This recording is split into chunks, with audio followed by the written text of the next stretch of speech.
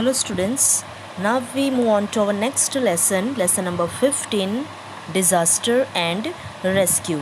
Okay, so everyone open your EVS textbook, it's on page number 108. Now let's read our lesson. Here we are going to see about some information about disaster and accident in this lesson. Okay, so let me first tell you that what is disaster. So the problems which are comes from the nature. Okay, so natural problems, they are called disaster, and the problems or the accident which are happened due to the some mistakes of person or human being, these are called accidents.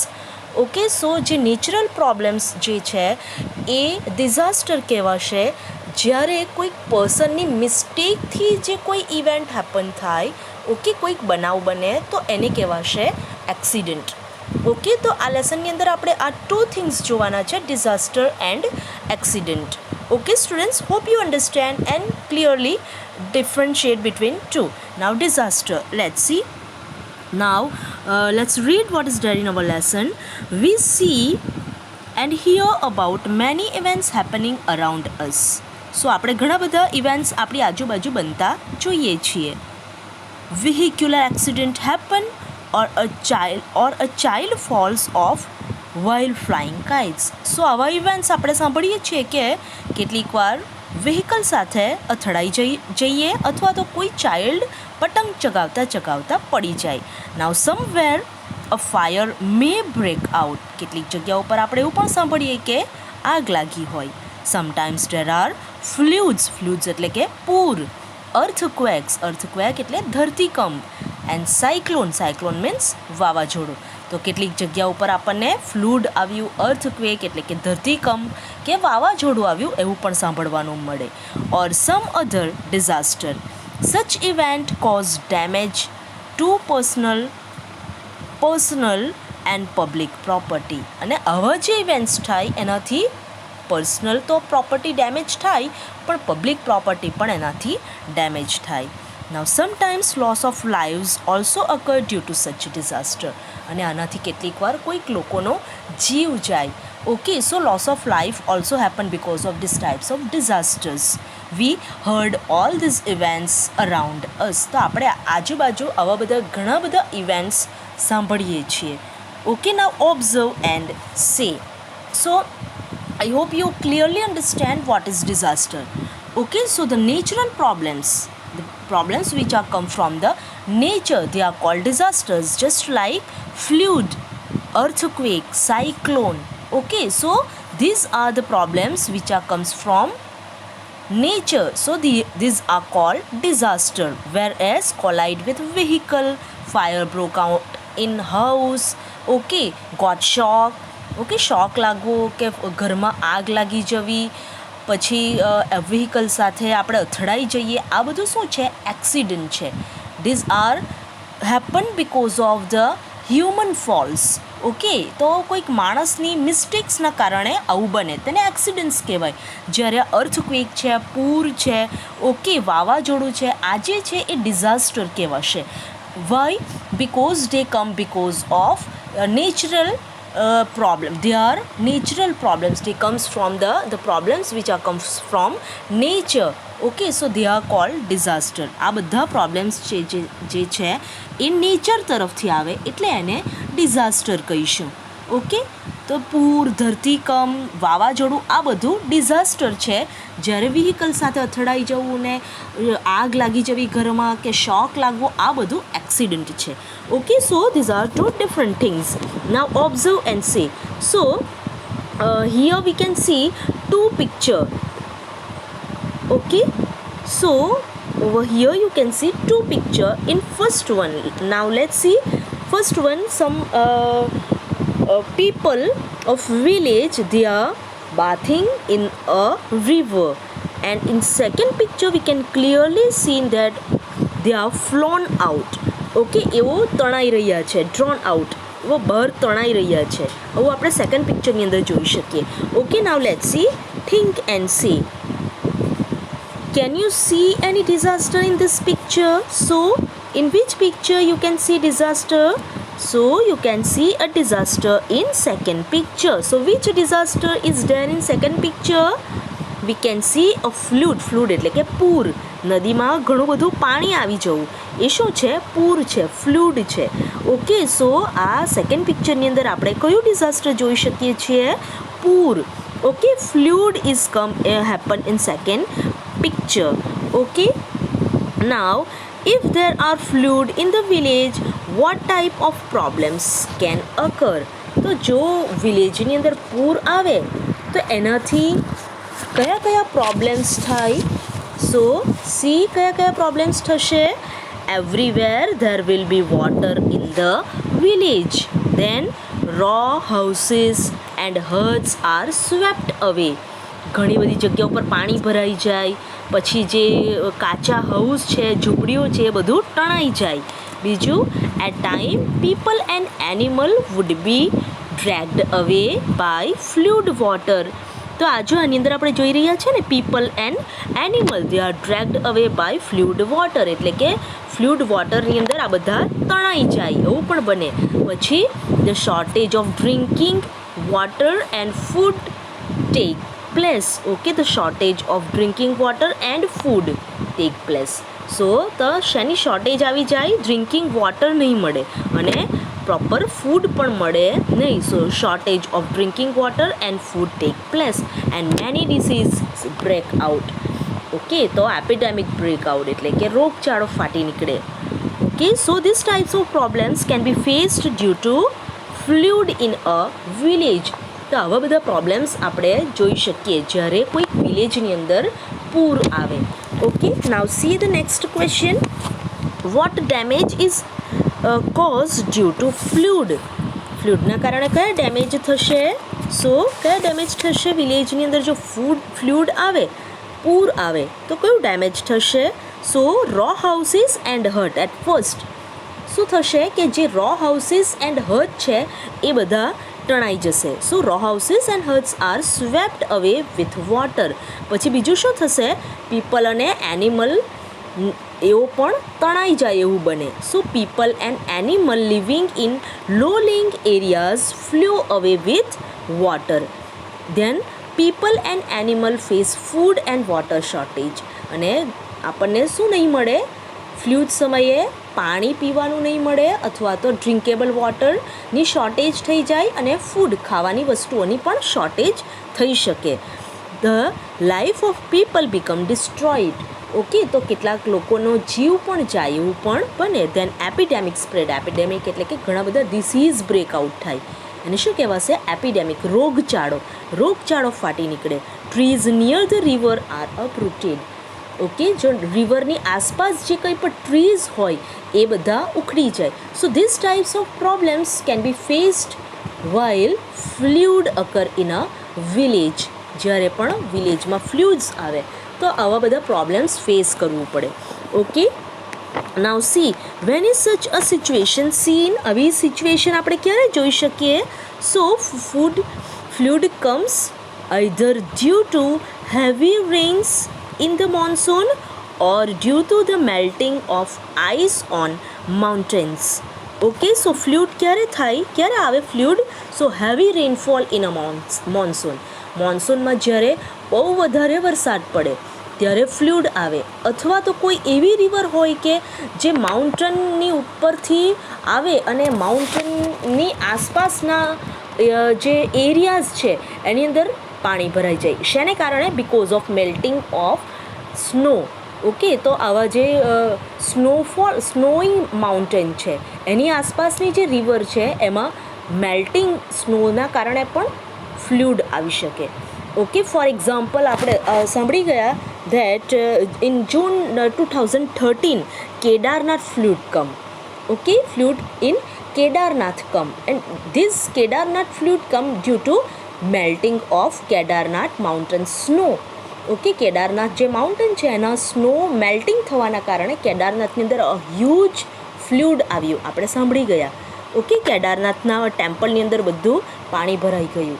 Okay, we have seen that, we have heard that in June 2013. Okay, so this flood happened because of melting of snow. Okay, so flood occurred due to two reasons, because of heavy rainfall and because of melting of snow on mountain.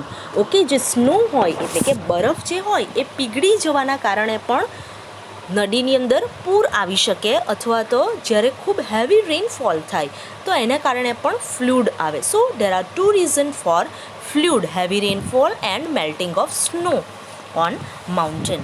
Okay, now so we have seen that. Now see on another page. So turn your page. It's on page number 109. Now see what is there. Now through various questions we have come to know that occurrence of flood is a disaster. So આપણે આ બધા question આન્સરથી આપણે સમજી ગયા કે fluid એ શું છે, એક નેચરલ પ્રોબ્લેમ છે. Okay, so it is a disaster. We have to face a lot of problems during such disasters. So આવા જે નેચરલ પ્રોબ્લેમ્સ આવે એના કારણે બહુ હ્યુજ ડિસ્ટ્રોયમેન્ટ જોવા મળે અને ઘણી બધી આપણને પ્રોબ્લેમ ફેસ કરવું પડે. ઓકે, સો આને ડિઝાસ્ટર કહેવાય. Okay, the problems which are come from nature, the natural problems, they are called disaster. Now see here some pictures are given, we have to explain it. Okay, so let's see first picture. We can see two person and there is a storm એટલે કે વાવાઝોડું. Okay, so let's describe this picture like this. A storm has occurred, then many trees have uprooted. Storm આવે, વાવાઝોડું આવે તો શું થશે, ઘણા બધા trees ઉખડી જાય. Okay, then a house suffered major damages. જે raw houses છે, કાચા ઘરો છે, એને ઘણું બધું ડેમેજ થાય. Now human, animal and birds are injured because of storm. સો આવા વાવાઝોડુને કારણે માણસો, એનિમલ્સ એન્ડ બર્ડ્સને પણ ઇન્જરી થઈ શકે. Okay, so this is storm. We can see in first picture. Okay, storm is a natural problem, so it is a disaster. Now see the house is on fire. Now in second picture we can see that a house is on fire. ઘરમાં આગ લાગેલી છે. Now let's describe it. The house is on fire. So what is it? A disaster or an accident? Accident છે કે disaster છે? Okay, natural problem છે, ઘરમાં આગ લાગે તો નેચરલ પ્રોબ્લેમ્સને કારણે આવે? No, it is not natural problem. It is a fault of human being. એ કોઈક મિસ્ટેક્સના કારણે થયું હોય. Okay, so it is not a disaster. A fire in a house is an accident. એ શું છે, એક એક્સિડન્ટ છે, એ ડિઝાસ્ટર નથી. ઓકે, ડિઝાસ્ટર શું હશે, જે નેચરલ પ્રોબ્લેમ હોય એ ડિઝાસ્ટર કહેવાશે. મેન મેડ પ્રોબ્લેમ હશે એ accident કહેવાશે. Okay, now this is an accident. Now let's explain it. The house is on fire, all the belonging would have been burnt. એની અંદરની જે વસ્તુઓ છે એ બધી સળગી જશે. Then left person in house must have major injuries. જે કોઈ ઘરમાં આગ લાગેલી હોય અને કોઈ પર્સન ઘરમાં છૂટી ગયું હોય તો એવા પર્સનને ઘણી ઇન્જરી થઈ શકે. Now the fire would have broke out due to short circuit or gas leakage. તો આ ફાયર કોને કારણે લાગી શકે ઘરમાં? સો બિકોઝ ઓફ ગેસ લીકેજ થયો હોય અથવા તો ઘરમાં શોર્ટ સર્કિટ થયું હોય તો ઘરમાં આગ લાગી શકે. Okay, so this is an accident, not a disaster. Okay, now let's see third picture here. So a girl is admitted in a hospital. So what is it? A disaster or an accident? It is an accident. Okay, so a girl is admitted to the hospital. She is suffering from stomach ache and પેટમાં દુખે છે. The doctor is examining the girl. It must have happened due to eating outside food. it is a human faults, human mistake, so it is an accident, not a disaster. Okay, so આ ગર્લને પેટમાં દુખે છે, મે બી એણે બહારનું outside food ખાધું હશે, એથી એને પેટમાં દુખી રહ્યું છે. And a doctor is examine the girl, અને ડૉક્ટર એને એક્ઝામિન કરી રહ્યું છે. Okay, so you have to write down all this topics in your text book. Okay, now let's turn your page. It's on page number 10110. Okay, now see, we can see here some pictures, 4 pictures we can see here. Okay, what can you see in this picture? Let's see. So what do you see in the picture? We can see, let's see the first picture. At first, starting from the first picture, so what can you see in the first picture? So there are 2 boys we can see in the picture. Okay, so the boy wearing green shirt, he is walking on the footpath, whereas the boy wearing blue shirt is walking on the middle of the road. Okay, now see the second picture. Now what happened? So suddenly one vehicle came in front of the boy who is walking on middle of the road. જે boy રોડની વચ્ચે ચાલી રહ્યો છે, એની સામે અચાનક એક vehicle આવી ગયું. Okay, now what happen next? See, he was collide with a vehicle, એ વ્હીકલ સાથે અથડાઈ ગયો. Okay, now see next picture. So what happen here? He got an accident, એની સાથે એક્સિડન્ટ થયું. May be he got major injuries, એને ઘણી બધો ઘા વાગ્યો છે. Okay, so this we can see in this picture. So it is an accident.